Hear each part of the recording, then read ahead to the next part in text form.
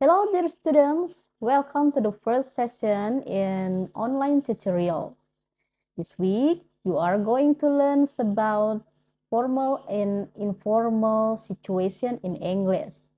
You can find this week topic in Module 1, which consists of 2 learning activities.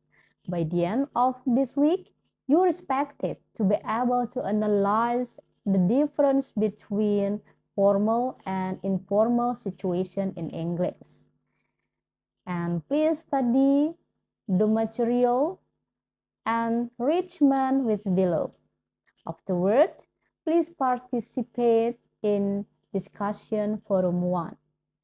Good luck for you and you can do it.